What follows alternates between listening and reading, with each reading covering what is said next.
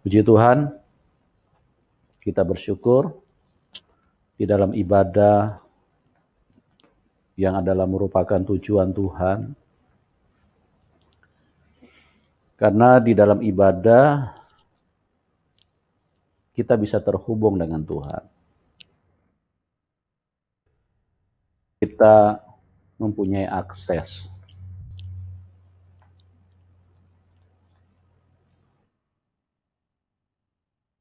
Oleh sebab itu kita sangat bersyukur kepada Tuhan dan kerjakanlah ibadahmu dengan sungguh-sungguh. Kerjakanlah keselamatanmu dengan takut dan gentar. Carilah Tuhan selagi Ia masih dapat ditemui.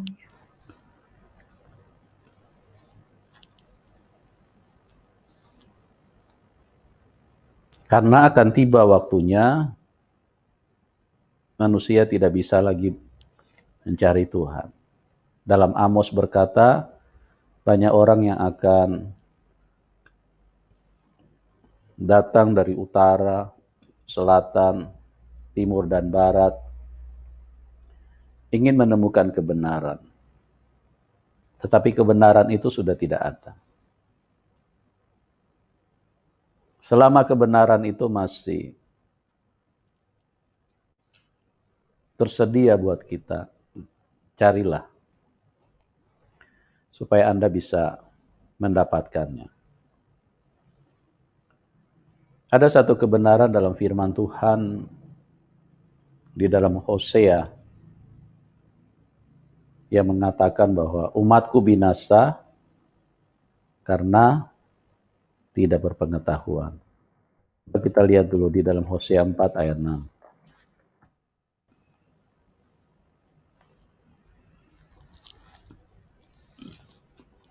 Hosea 4 ayat 6. Demikian firman Tuhan, umatku binasa karena tidak mengenal Allah. Karena engkaulah yang menolak pengenalan itu, maka aku menolak engkau menjadi imamku. Dan karena engkau melupakan pengajaran Allahmu, maka aku juga akan melupakan anak-anakmu. Ya. Banyak orang binasa karena tidak berpengetahuan atau tidak mengenal Allah. Tentu di sini kita harus memberikan perhatian sedikit lebih serius. Memberikan sorotan yang lebih tajam. Karena ayat ini menyangkut kebinasaan daripada manusia itu sendiri. Dan yang lebih menariknya, yang harus kita garis bawahi, dikatakan di situ bahwa umatku,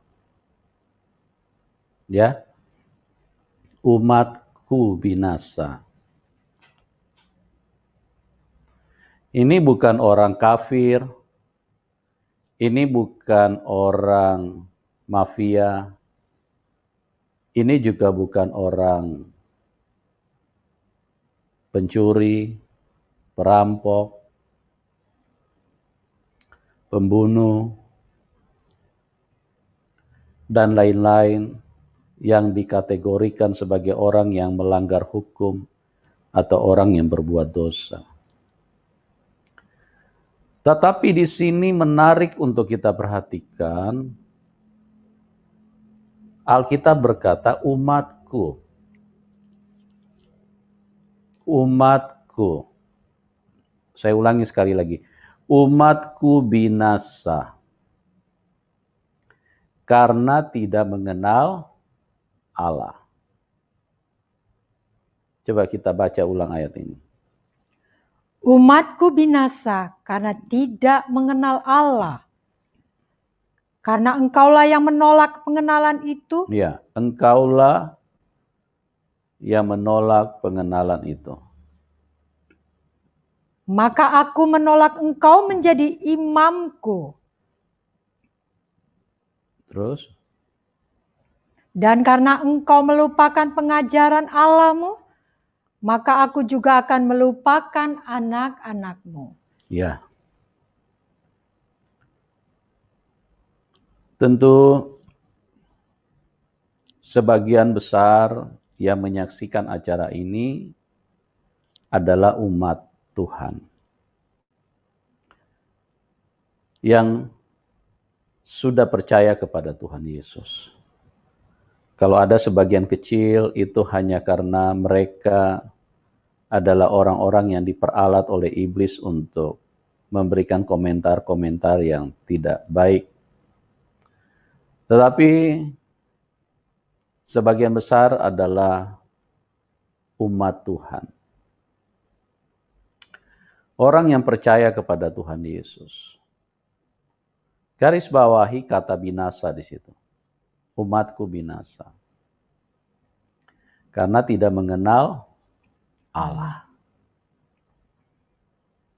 Kenali Allahmu. Kenali kebenarannya. Kenali pikirannya. Kenali perbuatannya. Kenali firman-Nya. Kenali, pahami dengan baik-baik. Karena kalau engkau tidak memahami itu, engkau tidak mengenal Allah dengan benar, ayat ini adalah merupakan sebuah pengertian yang kita harus miliki di dalam hidup kita. Kenali firman-Nya.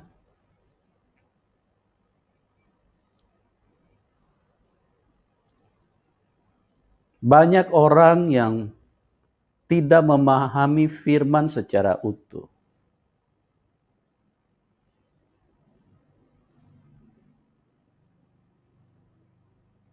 Sehingga iblis dengan begitu mudah menyelewengkan, membelokkan kebenaran itu sendiri. Sudah terbukti dari manusia pertama, Adam dan Hawa. Mereka tidak mengenali Allahnya. Mereka tidak memahami firman-Nya. Tuhan berbicara kepada mereka, tapi mereka tidak menangkap, tidak memahami. Tidak paham dengan kebenaran itu. Iblis datang dan berkata kepada manusia yang ada di Taman Eden, jikalau kamu makan buah itu, maka kamu akan menjadi sama seperti Allah.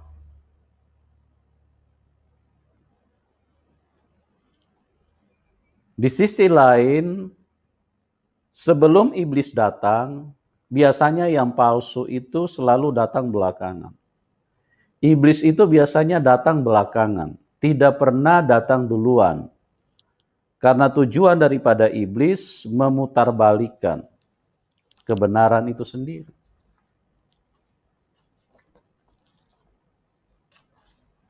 Banyak orang yang berkata bahwa Alkitab sudah palsu.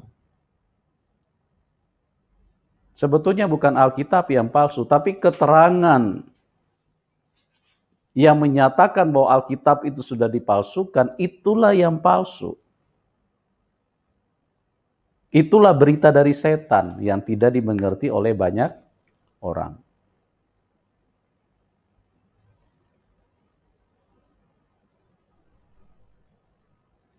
Kalau seandainya mereka mengenal firman pada waktu itu, mereka tentu tidak binasa. Umatku binasa karena tidak mengenal Allah. Karena engkaulah yang menolak pengenalan itu. Oleh sebab itu, pada sore hari ini kita akan sedikit menyoroti kebenaran ini supaya kita benar-benar diubahkan Tuhan. Seharusnya tanpa memakan buah pengetahuan baik dan jahat, manusia sudah diciptakan serupa, segambar dengan Allah. Tuhan berfirman, jangan makan buah itu. Jangan makan buah pengetahuan baik dan buah pengetahuan jahat. Pada saat kamu memakannya, kamu akan mati.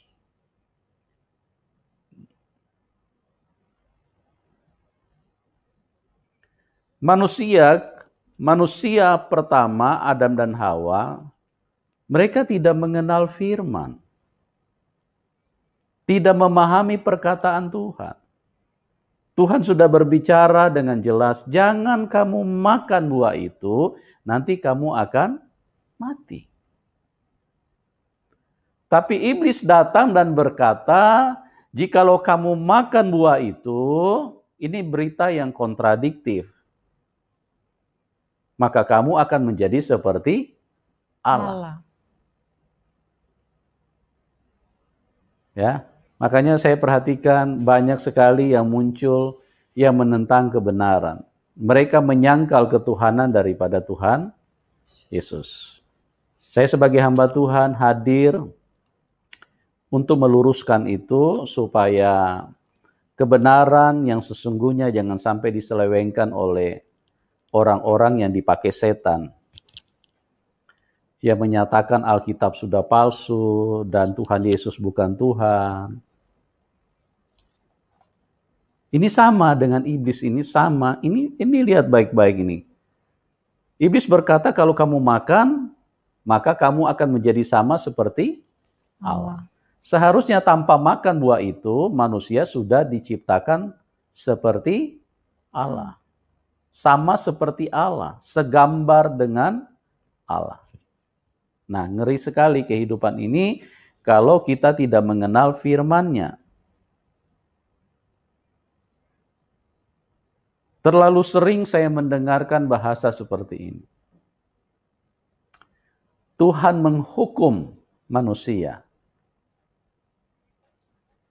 Dan saya percaya bahasa seperti ini bahasa yang acap kali kita dengar di telinga kita. Bahkan ini muncul dari pendeta-pendeta juga. Ya, saya tidak sedang menjustifikasi siapapun. Tetapi saya sedang menjelaskan sebuah kebenaran. Tuhan menghukum mereka. Jangan sampai kamu dihukum oleh Tuhan.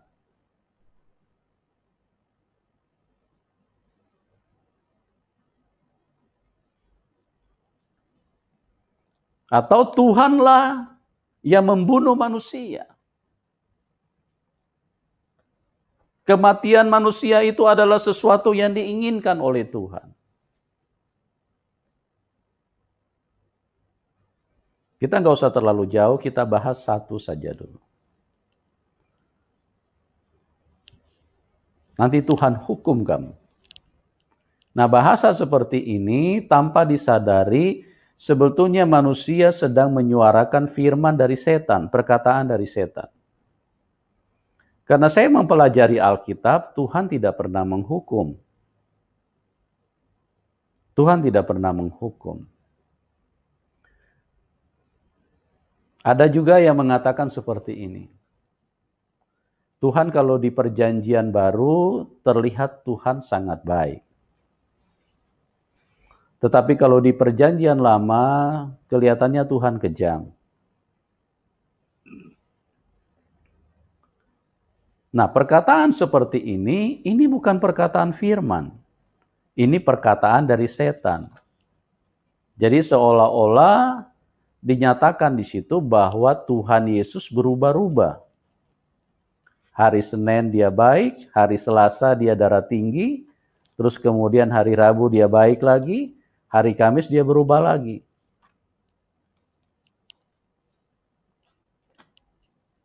Tuhan tidak pernah berubah. Dan juga Tuhan tidak pernah menghukum manusia. Mana buktinya, Pak? Mana dalilnya? Mana kebenaran firman Tuhannya? Saya mau beritahu kepada Anda. Pada saat ahli Taurat, orang Farisi, menemukan seorang perempuan yang kedapatan berbuat zina.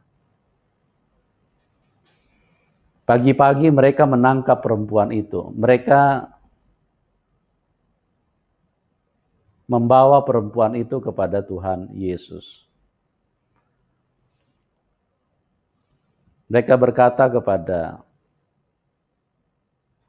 Tuhan Yesus, perempuan ini ketangkap sedang berbuat zina.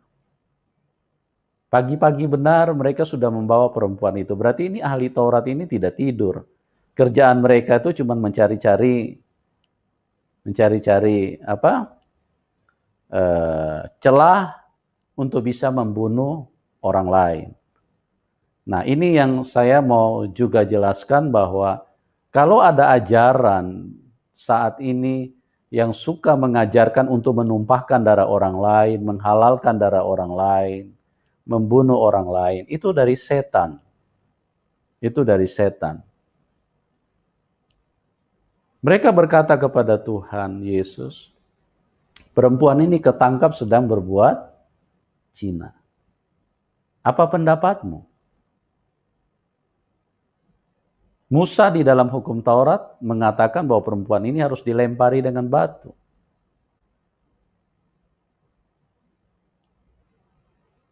Apa jawab Tuhan Yesus di situ? Setelah mereka bertubi-tubi mendesak Tuhan untuk mengeluarkan pernyataan seperti apa yang mereka harapkan. Tentu harapan mereka, Tuhan Yesus harus berkata, lemparlah perempuan itu. Itu harapan ahli Taurat, orang Farisi, imam-imam kepala. Keinginan mereka sama dengan setan, seperti setan ingin membunuh, menumpahkan darah orang lain.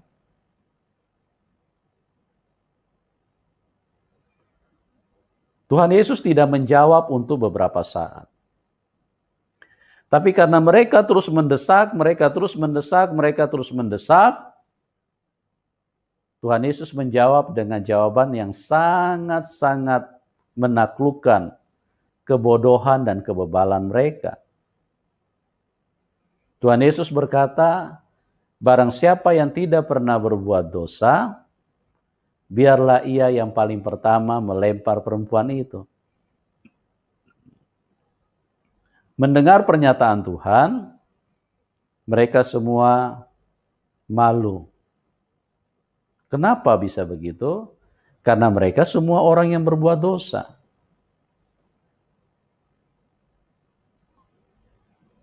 Jadi perhatikan baik-baik.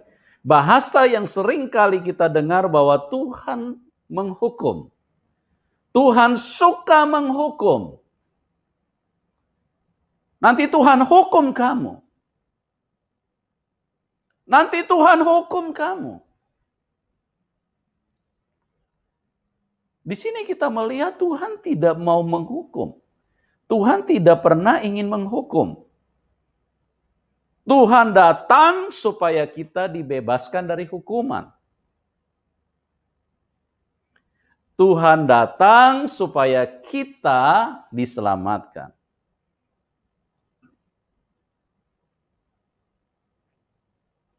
Kalau seandainya mereka ahli Taurat, imam kepala, orang Farisi, tidak berjumpa dengan Tuhan Yesus pada saat itu, maka perempuan yang kedapatan berzina itu sudah mati pada saat itu. Mereka pasti membinasakan.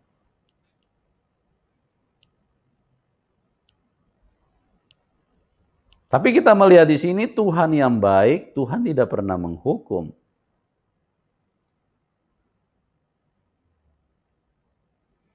Tuhan Yesus berkata seperti itu, barang siapa yang tidak pernah berbuat dosa, hendaklah dia yang pertama melemparkan batu. Apa artinya? Artinya Tuhan ingin membebaskan perempuan itu dari hukuman yang diinginkan oleh iblis. Tuhan ingin supaya perempuan ini selamat. Tuhan ingin supaya perempuan ini hidup, tidak mati. Bahasa yang selalu mengatakan bahwa Tuhan menghukum itu bahasa dari setan yang tidak dipahami oleh banyak umat Tuhan. Makanya di situ dikatakan Hosea 4 ayat 6, umatku binasa karena tidak mengenal Allah. Ini sebetulnya firman yang sederhana, tapi saya perhatikan banyak sekali orang tidak paham. Kalau seseorang, orang Kristen sedang mengalami pencobaan atau kena sakit penyakit, Tuhan sudah marah sama kamu. Saya sudah ditegur Tuhan. Saya dihajar sama Tuhan. Jangan terbiasa menggunakan bahasa-bahasa dari setan. Umatku binasa karena tidak mengenal Allah. Mereka tidak mengenal firman-Nya. Mereka tidak mengenal pikiran Tuhan. Kenakanlah pikiran Kristus di dalam pikiranmu.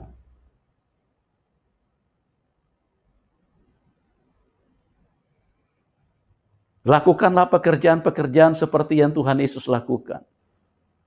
Nah, gereja apa yang dilakukan? Pekerjaan apa yang Anda lakukan? Halo? Pekerjaan apa yang Anda lakukan?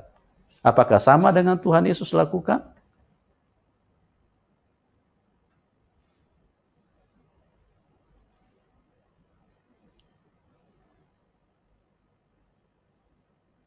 Tuhan tidak pernah menghukum kok. Tuhan datang supaya kita diselamatkan. Makanya dia disebut juru selamat. Dia Tuhan yang baik. Itu sebabnya kenalilah Allahmu. Milikilah pengetahuan firman itu secara benar. Orang lagi sakit, lagi kena COVID, Tuhan sudah hukum dia.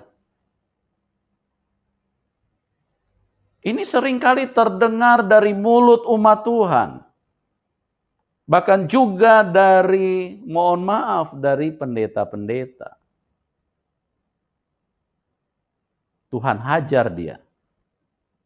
Ini bukan bahasa Tuhan. Ini bukan firman dari Tuhan. Ini perkataan-perkataan yang berasal dari setan ditaruh di dalam mulut umat Tuhan. Dan tanpa sadar, kita bukan menjadi orang yang menjadi perpanjangan firman Tuhan.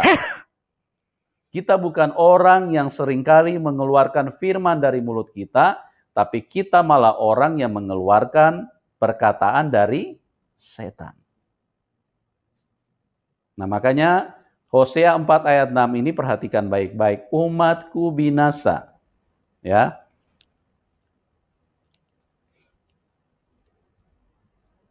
Kita perlu renungkan baik-baik supaya kita berhati-hati. Jangan sampai umat Tuhan binasa karena tidak mengenal Allah.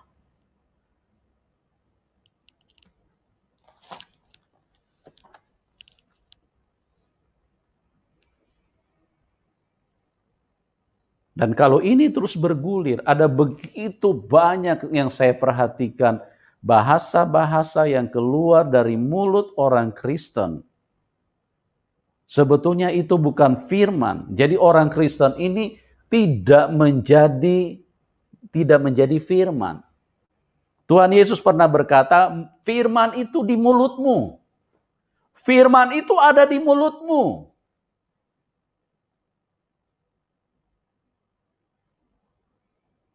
Tapi yang keluar dari mulut umat Tuhan, yang keluar dari mulut orang Kristen, yang keluar dari mulut orang percaya, perkataan yang berasal dari setan. Nah, makanya jangan kaget kalau Tuhan sudah menyatakan itu dari Hosea 4 ayat 6. Umatku binasa karena tidak mengenal Allah. Jadi, kenapa saya angkat ayat ini? Supaya kita menjadi bijak, menjadi cerdas di dalam roh. Kita mengenal Tuhan secara benar. Ya. Banyak sekali Bapak Ibu yang saya perhatikan ternyata kita ini tidak mengenal Tuhan secara benar.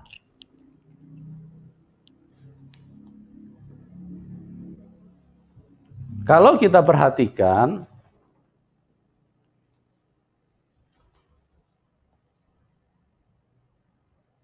apa yang menjadi rencana Tuhan di dalam kehidupan kita? Tentu rencana Tuhan itu adalah rencana yang besar. Rencana yang sangat spektakuler. Tuhan tidak pernah datang di dalam hidup kita terus membangun rencana yang kecil-kecilan.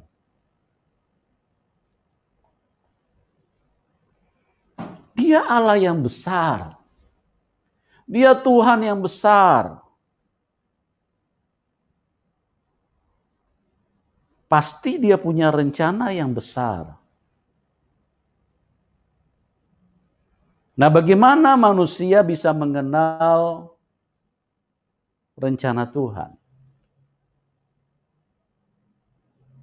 Tentu Tuhan memperkenalkan lewat umatnya. Tuhan ingin dikenal oleh manusia-manusia yang lain. Ya. Salah satu bahasa yang juga sering dikeluarkan oleh orang-orang Kristen, saya mah hamba Tuhan biasa saja.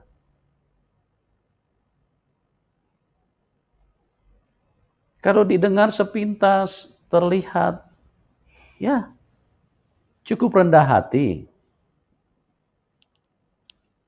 Tapi kalau kita lihat lagi kebenaran firman Tuhan, ini bukan persoalan rendah hati. Ini persoalan tidak mengenal Allah. Makanya perhatikan baik-baik, umatku binasa karena tidak mengenal Allah. Saya mah hamba Tuhan biasa saja. Saya mau jadi orang Kristen biasa saja. Saya orang Kristen awam. Pada saat Anda berbicara seperti itu, sebetulnya hati setanlah yang Anda senangkan. Karena dia Tuhan yang besar. Dia tidak pernah punya rancangan yang kecil. Dia tidak pernah punya rencana yang kecil di dalam hidupmu. Dia punya rancangan yang besar. Sudahkah engkau kenal itu? Sudahkah engkau paham itu? Atau engkau terlalu terbiasa dengan berkata-kata seperti yang setan taruh di dalam mulutmu, yang setan taruh, yang setan inginkan, tapi tanpa disadari. Makanya kembali kepada Hosea ini, umatku binasa karena tidak mengenal Allah.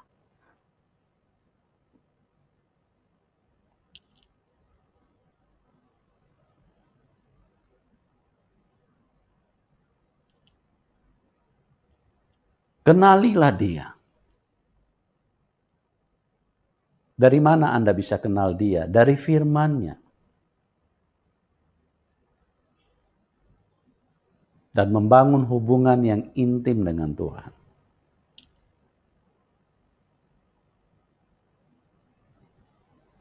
Kenalilah Dia.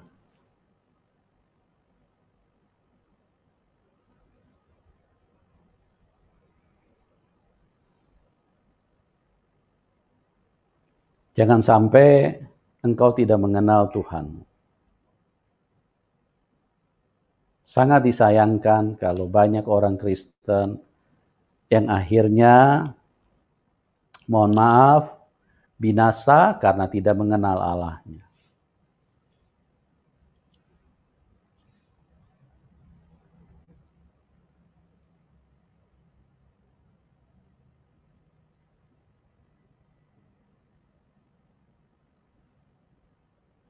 Kalau kita perhatikan di dalam hidup ini, di dalam Efesus 1 ayat 19 dikatakan, betapa hebat kuasanya bagi kita yang percaya kepadanya. Coba dibacakan Efesus 1 ayat yang ke-19. Dan betapa hebat kuasanya bagi kita yang percaya. Betapa hebat kuasanya bagi kita yang percaya. Sesuai dengan kekuatan kuasanya. Sesuai Amin. dengan kekuatan kuasanya. Rancangan Tuhan adalah rancangan yang besar. Bukan rancangan yang kecil-kecilan. Rancangan yang kecil-kecilan itu karena setan menghambat manusia supaya manusia menjadi kecil terus.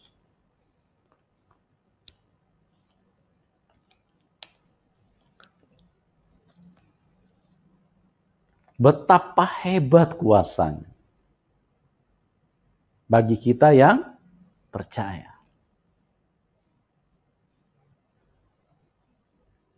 Apa rancangan Tuhan buat dirimu? Rancangan Tuhan supaya engkau benar-benar menjadi luar biasa di dalam hidup ini. Amin. Rancangan Tuhan supaya engkau memiliki pelayanan yang sama yang seperti dilakukan oleh Paulus.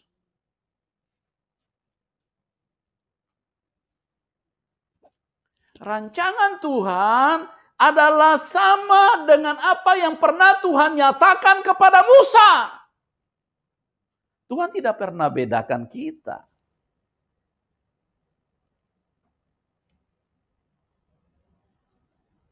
Tuhan tidak pernah bedakan kita. Kalau kita menjadi berbeda saat ini, itu hanya karena responmu yang salah. Kenapa bisa responmu menjadi salah? Karena engkau terlalu sering mendengarkan perkataan dari setan. Itu sebabnya orang Kristen selalu berkata, saya mah orang Kristen biasa-biasa saja. Saya orang awam. Saya tidak terlalu mengerti firman Tuhan. Itu bahasa yang sudah seharusnya Anda tinggalkan, karena itu tujuan setan di dalam hidupmu. Belajarlah mengeluarkan bahasa-bahasa yang seperti firman nyatakan di dalam kehidupan manusia. Betapa hebat kuasanya bagi kita yang percaya.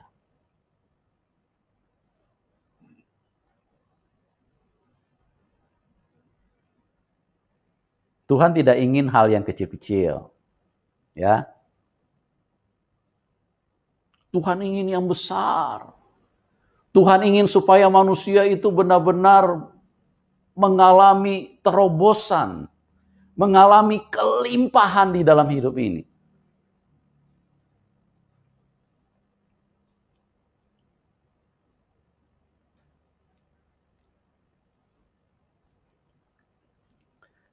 Coba kita lihat di dalam Yohanes 10 ayat yang ke-10.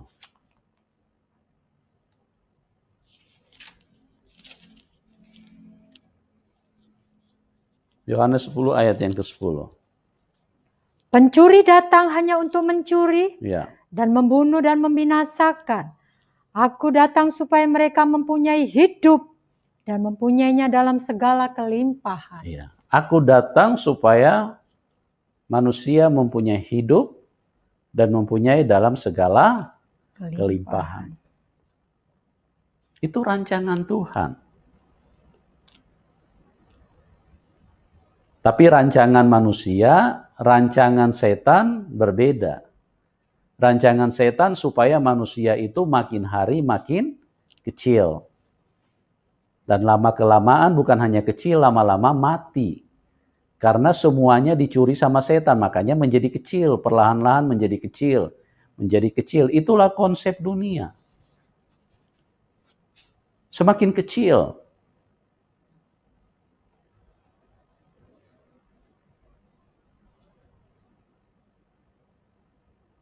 Dulu saya ingat tahun-tahun 70-an, itu rumah besar-besar, halamannya besar.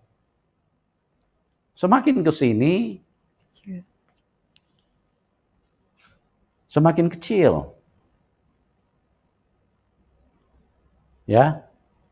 Tapi ada yang berkata, "Oh, ada rumah yang besar." Ya, itu hanya karena dia orang kaya. Makanya dia bisa beli rumah yang besar. Bagi orang yang uangnya pas-pasan, dia tidak bisa beli rumah besar. Itu tujuan setan di dalam hidup ini.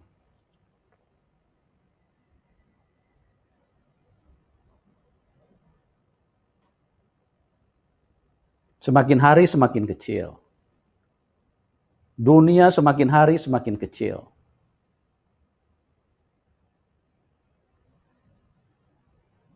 Semakin kecil, malah semakin mahal. Itu artinya semakin mempersulit kehidupan manusia.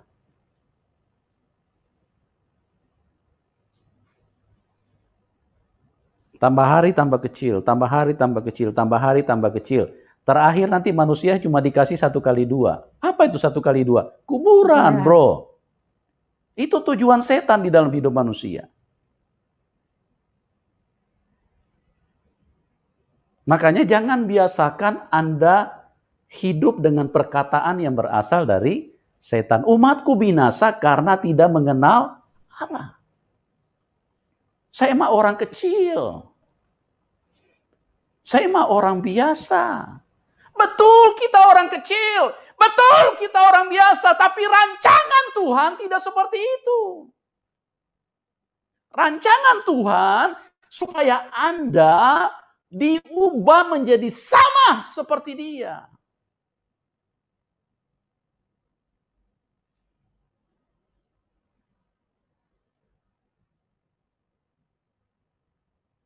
Aku datang.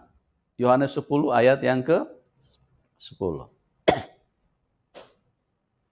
Supaya mereka mempunyai hidup dan mempunyai dalam segala kelimpahan. Coba dibacakan ulang dulu. Pencuri datang hanya untuk mencuri dan membunuh dan membinasakan.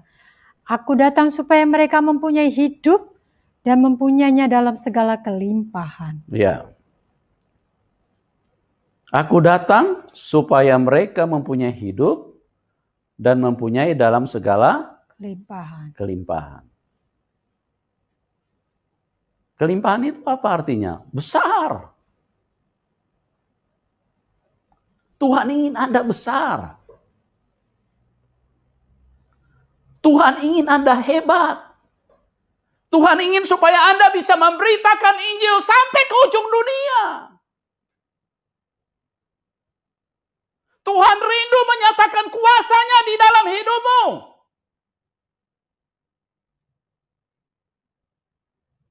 Tuhan ingin pakai setiap manusia untuk menjadi luar biasa di dalam hidup ini.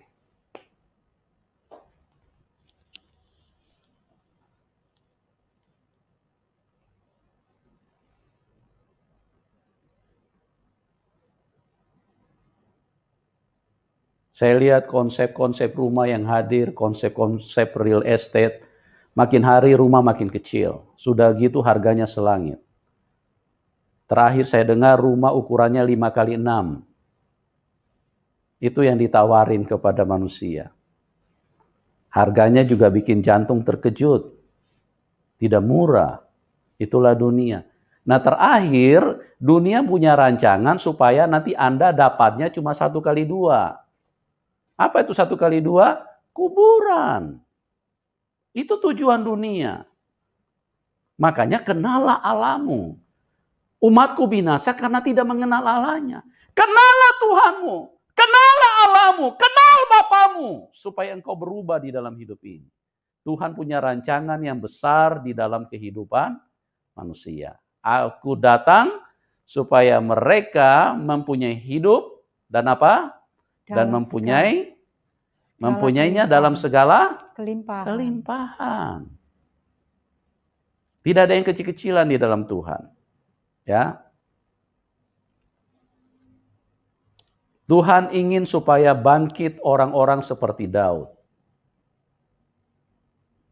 Tuhan ingin supaya orang-orang bangkit seperti Paulus. Tuhan ingin orang-orang supaya bangkit seperti Musa. Nah, kalau Anda berpikir, apa mungkin saya bisa seperti Paulus? Nah, kalau Anda dengar suara seperti itu, Anda jangan percaya, itu perkataan setan.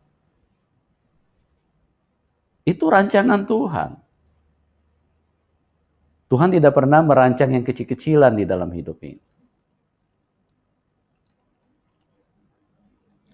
Kita ingat satu peristiwa di mana Tuhan Yesus pernah memberi makan 5.000 orang laki-laki loh. Belum termasuk perempuan dan anak-anak. Kita baca di dalam Matius 14 ayat 19 dan seterusnya, coba.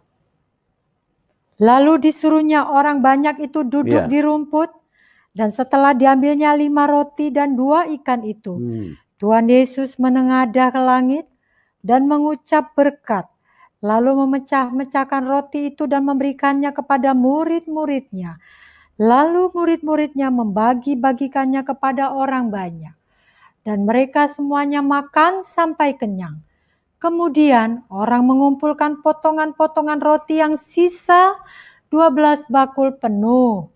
Yang ikut makan kira-kira 5.000 laki-laki, tidak termasuk perempuan dan anak-anak. Ya, itulah Allahmu, itulah Tuhanmu, itulah Bapamu. Kenali Dia secara baik-baik. Jangan sampai engkau tidak mengenal Dia. Umatku binasa karena tidak mengenal Allahnya. Tidak mengerti firman-Nya. Sehingga bahasa yang keluar dari mulutmu bukan bahasa firman. Tapi perkataan dari setan. Maaf ya teman-teman. Mungkin engkau tidak memaki-maki orang. Mungkin engkau tidak mengeluarkan kata kebun binatang. Ya, tetapi bahasa-bahasa seperti saya mah orang kecil-kecilan saja. Saya mah orang biasa saja. Saya mau jadi jemaat biasa saja. Itu bahasa sama. Sama, itu produk setan teman-teman. Cuma hadir di dalam umat Tuhan, kelihatannya seolah-olah manusia rendah hati, kelihatannya seolah-olah orang Kristen lagi rendah hati, padahal bukan. Itu bukan rendah hati. Itu bahasa setan yang sudah masuk di dalam perkataan, di dalam mulutmu.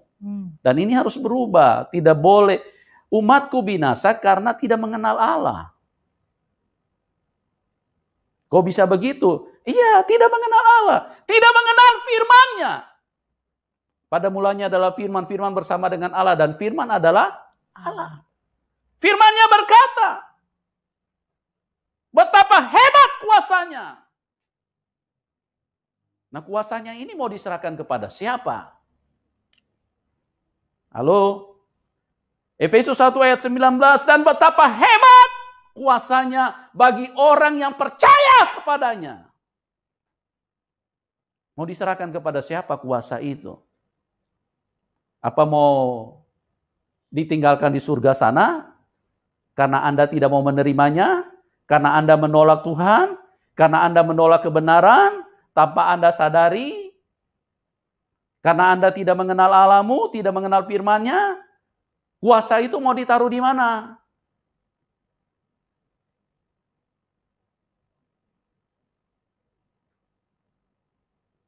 Kuasa itu mau ditaruh di mana, teman-teman? Itu disediakan buat kita. Itu diserahkan buat anak-anaknya. Supaya apa? Supaya engkau bisa mengguncang dunia ini dan memenangkan banyak jiwa buat Tuhan. Tuhan punya rancangan yang besar di dalam hidupmu. Bukan kecil-kecilan.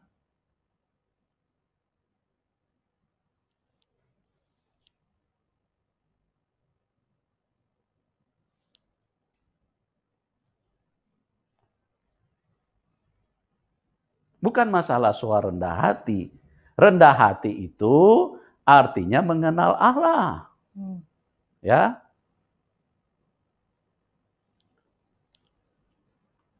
Tapi kalau engkau tidak mengerti firman, tidak mengenal Allah, tanpa manusia sadari, tanpa umat Tuhan sadari, mereka sebetulnya sementara meninggikan setan.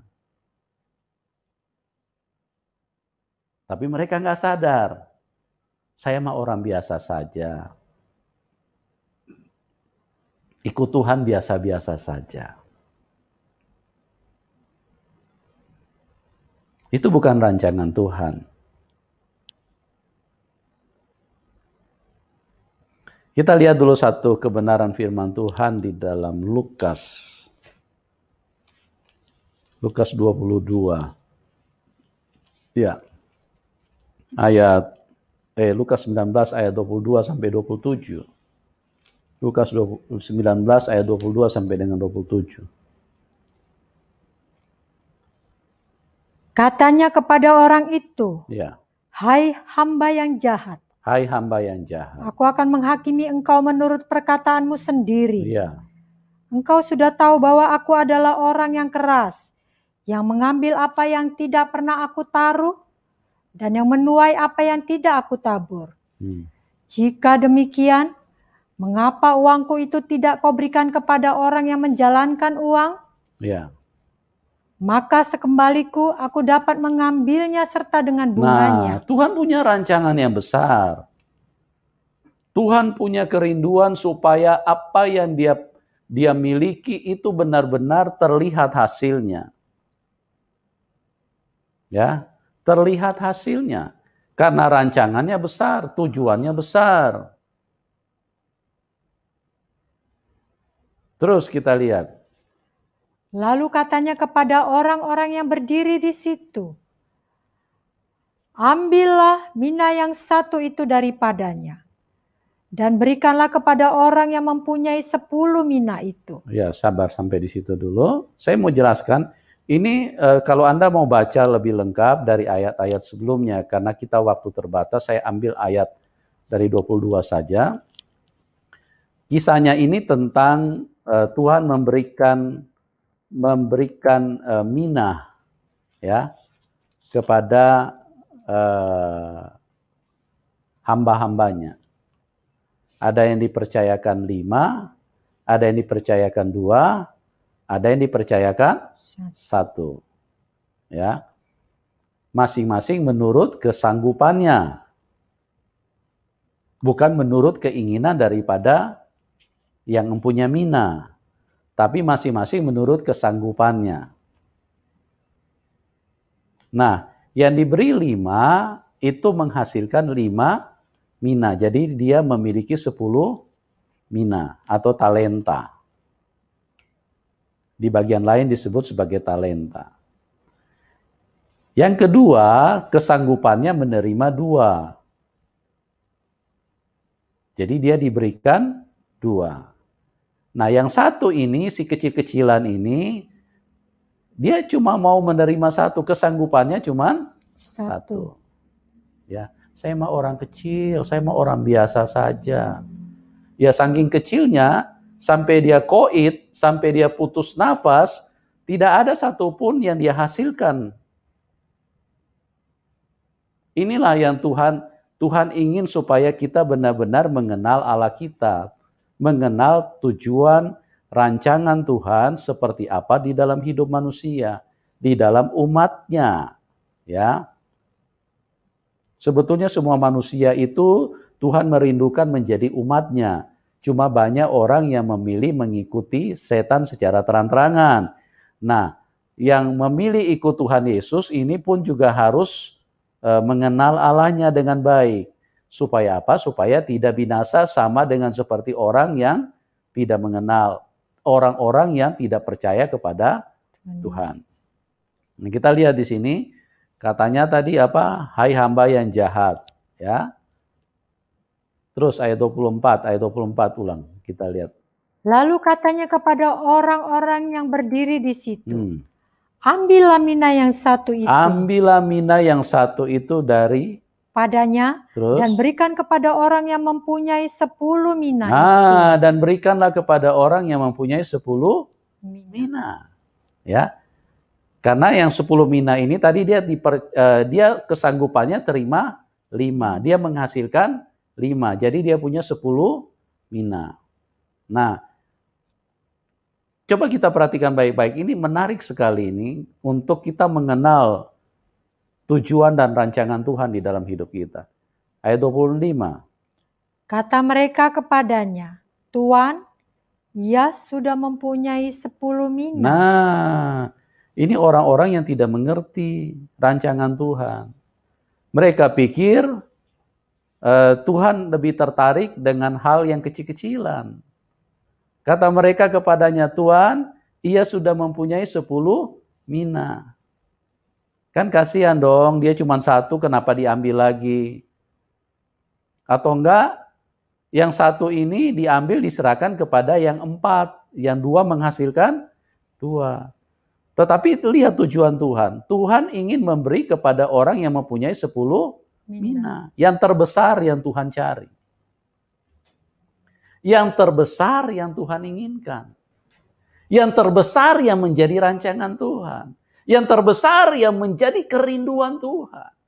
Tuhan ingin supaya kita semuanya bisa 10 mina. Bahkan kalau kita sudah 10 mina, Tuhan akan tambah lagi supaya jadi lebih besar. Kata mereka kepadanya, Tuhan, ia sudah mempunyai 10 mina. Ya, hati-hati loh. Kalau engkau tidak mengenal Allahmu, maka engkau bisa binasa. Ya, saya sedang berbicara kebenaran. Saya tidak punya tujuan apapun. Hati-hati. Ayat 26. Jawab Tuhan. Jawabnya, aku berkata kepadamu, setiap orang yang mempunyai, kepadanya akan diberi. Ya, setiap orang yang mempunyai, kepadanya akan diberi. Supaya engkau besar. Supaya engkau berkelimpahan. Aku datang supaya mereka mempunyai hidup dan mempunyai dalam segala kelimpahan. Tuhan tidak pernah kecil-kecilan. Dia Allah yang besar. Dia Allah yang hebat. Dia Allah yang menciptakan langit dan bumi. Dia Allah yang sangat besar. Dia punya tujuan sangat besar di dalam hidupmu. Kenali dia. Ya, kenali dia. Jangan sampai sudah umur 60 tahun buka kitab Hosea saja nggak bisa-bisa. Begitu disuruh buka kitab Hosea, dia buka yang paling terakhir, dia cari terus di situ. Sampai robek itu kertas-kertasnya, Anda tidak ketemu.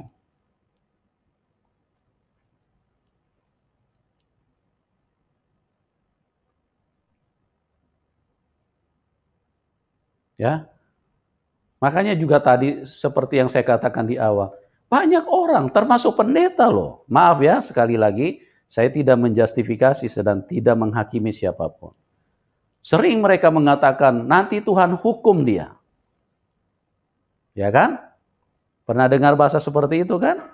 Nanti Tuhan hukum dia. Sejak kapan Tuhan menghukum manusia? Orang dia yang menggantikan kita, dia yang dihukum. Kepada dia ditimpakan semua hukuman yang seharusnya dijatuhkan kepada kita. Bagaimana mungkin Tuhan datang mau menghukum? Bagaimana mungkin Tuhan ingin menghukum manusia? Tuhan tidak pernah menghukum manusia. Nah, kalau ada bahasa-bahasa seperti itu, tanpa disadari oleh umatku, oleh umat Tuhan, mereka ternyata menjadi perpanjangan kata daripada setan. Bukan firman yang mereka keluarkan, tapi bahasa-bahasa setan. Maaf ya, kalau saya bicara mungkin agak keras, sebetulnya saya punya tujuan hanya satu, supaya roh kita bisa dipulihkan di dalam kebenaran Tuhan. Nah, kita lihat ini. Baca dulu ayatnya 26. Jawabnya, aku berkata kepadamu, setiap orang yang mempunyai kepadanya akan diberi. Tetapi siapa yang tidak mempunyai, daripadanya akan diambil juga apa yang ada padanya. Iya, ini yang kecil-kecilan ini yang bahaya ya teman-teman. Saya mah biasa-biasa aja. Saya mah cuma orang Kristen biasa. Saya mah cuma hamba Tuhan kecil. Yang bilang Anda besar siapa? Kita ini kecil-kecilan memang. Kita ini kecil. Tapi kita punya Tuhan yang besar. Dan tujuan Tuhan itu loh yang harus dilihat. Rancangan Tuhan itu yang harus dilihat. Nah, itu harus tergenapi. Itu harus terjadi. Tergenapi di dalam hidup manusia. Jadi jangan biarkan kehendakmu, pikiranmu, manusiamu yang tergenapi. Tapi Tuhan yang harus tergenapi di dalam hidupmu. Tetapi siapa yang tidak mempunyai, daripadanya akan diambil juga apa yang ada padanya. Ya, jadi jangan lagi menjadi perpanjangan bahasa setan ya teman-teman ya. Saya mah kecil-kecilan aja. Ya, saya orang awam aja. Saya nggak usah maju-maju di dalam Tuhan. Biasa-biasa aja. Ya. Jangan, ini membuat Anda nanti binasa umat Tuhan. Anda sudah percaya Tuhan Yesus, tapi maaf ya, Anda binasa karena Anda tidak mengenal Allahmu. Kenalilah Dia dengan firman-Nya. Ayat 27. Akan tetapi, semua seteruku ini yang tidak suka aku menjadi rajanya, bawalah mereka kemari dan bunuhlah mereka di depan mataku. Iya. Tuhan ingin supaya Anda besar. Itu rancangan Tuhan. Itu rencana Tuhan. Karena Dia Allah yang besar. Bagaimana orang bisa mengenal Allah kita? Bagaimana orang bisa mengenal Tuhan Yesus? Kalau Anda kecil-kecilan terus di dalam hidup ini. Ya. Sekali lagi, bangkit dan milikilah, terimalah Efesus 1 ayat 19, dan betapa hebat kuasanya bagi orang yang percaya kepadanya. Kita dipanggil dan dirancang untuk mengguncang dunia ini. Ingat, 12 rasul, orang yang tidak terpelajar. Memang mereka orang kecil, tapi Tuhannya besar. Dan rancangan Tuhan adalah rancangan yang besar. Dunia terguncang secara luar biasa, sehingga seluruh dunia saat ini mengacu kepada firman yang ditulis oleh para rasul dan nabi. Mereka bukan orang terpelajar, tapi rancangan Tuhan itulah yang besar di dalam hidup manusia. Tuhan tidak pernah membedakan antara saya dengan Petrus. Tuhan tidak pernah membedakan antara saya dengan Paulus. Tuhan tidak pernah membedakan Anda dengan Paulus. Tuhan tidak pernah membedakan saya dengan Anda. Kita semua sama di mata Tuhan. Amin. Yang membedakan itu responmu kepada Tuhan. Seberapa hebat engkau mengenal Tuhanmu. Seberapa dalam engkau memahami Tuhanmu. Amin. Seberapa mengerti engkau terhadap firman Tuhan. Itulah yang menentukan hidupmu. Umatku binasa karena mereka tidak mengenal Allah. Mari kita hampiri Dia. Ikarala bosande. Hiarala bakosanda rala bakaramas. Hindamo karala basanda karala.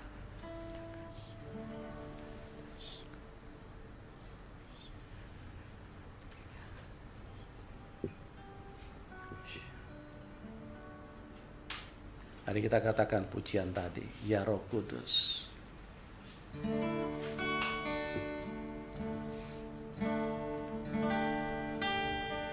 Ya Roh Kudus, ku haus padamu. Puaskan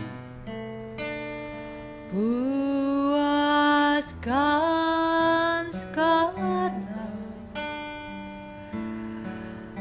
kerinduanku. Katakan ya Roh Kudus. Ya Roh Kudus,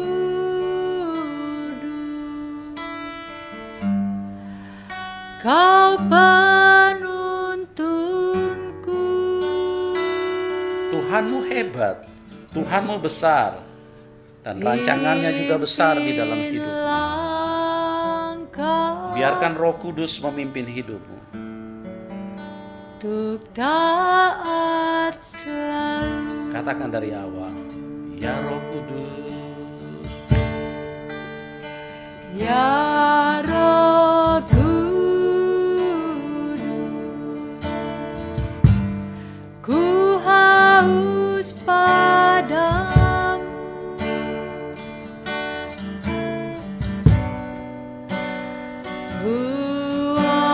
Puaskan sekarang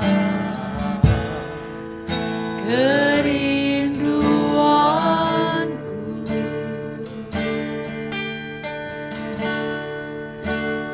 Ya Roh Kudus, Amin Tuhan Yesus. Kau penuntunku.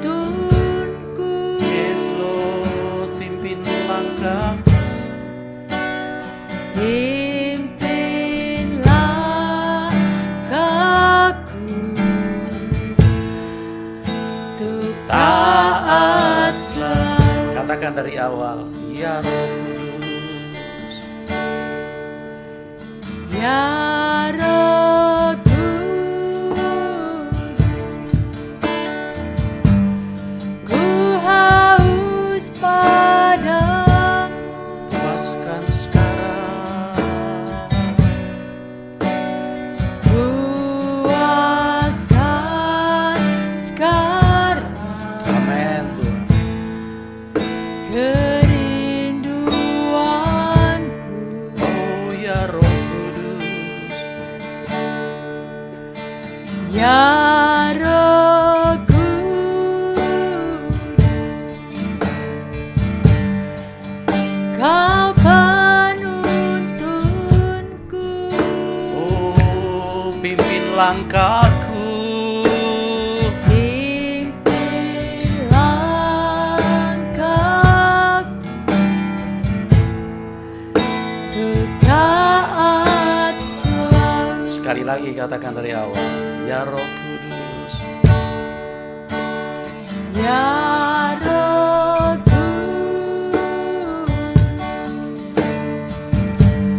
ku haus padamu. Puaskan sekarang. Puaskan sekarang kerinduanku. Oh ya Roh Kudus. Ya Roh Kudus, Kau penuntunku. Kau penuntun. Oh, pimpin langkahku. Pimpin langkahku Amin Tuhan. untuk taat selalu. Mari kita sembah Dia, nyatakan. Nyatakan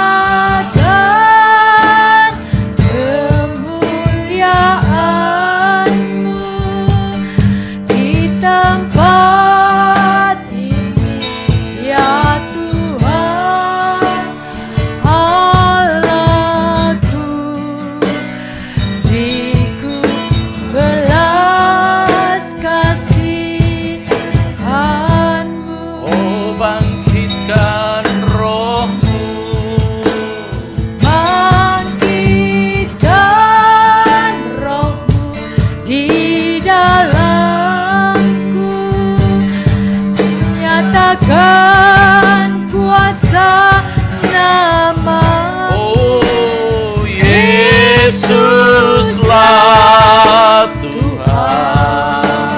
Katakan, Yesuslah Tuhan. katakan, Yesuslah Tuhan bagi semua bangsa. Saudara, firman Tuhan berkata, Haleluya. aku datang melemparkan api ke bumi ini, dan aku harap itu sudah menyala. Amin. Tetapi api itu belum menyala, karena sampai saat ini Tuhan menunggu kebangkitan daripada gerejanya. Tuhan merindukan, Tuhan menanti akan kebangkitan Daud. Tuhan rindu akan muncul lagi orang seperti Paulus. Tuhan rindu ada seperti Petrus. Tuhan rindu ada seperti Elia. Tuhan rindu supaya Musa bangkit kembali. Roh yang sama, Roh Kudus yang sama yang mengurapi hidupmu adalah roh yang sama yang pernah mengurapi mereka. Tuhan tidak pernah membedakan. The power of Holy Spirit, kuasa dari Roh Kudus sama. Yes, amin. Dia menantikan kebangkitan gerejanya. Dia Allah yang besar, the mighty God. Dia ingin dikenal oleh dunia ini bahwa dialah penguasa. Amin. Dan lewat saudaralah, lewat kitalah dunia mengenal siapa dia. Amin. Amin. Bangkit gereja Tuhan. Bangkit. Engkau bisa seperti Paulus. Bahkan engkau bisa lebih besar pelayananmu daripada Paulus. Karena di zaman Paulus belum ada internet. Di zaman Paulus belum ada pesawat. Di zaman Paulus belum ada WA, belum ada handphone. Tapi di akhir zaman ini, semua fasilitas tersedia dengan lengkap. Bangkit gereja Tuhan. Bangkit gereja Tuhan. Tuhan punya rancangan yang luar biasa untuk gerejanya. Amin Tuhan. Amin. Amin. Umatku binasa karena tidak mengenal Allahnya. Jangan biarkan mulutmu diisi dengan perkataan dari kuasa kegelapan. Kenali firman-Nya dan ucapkan terus firman-Nya, maka hidupmu akan masuk di dalam rancangan Tuhan yang luar biasa.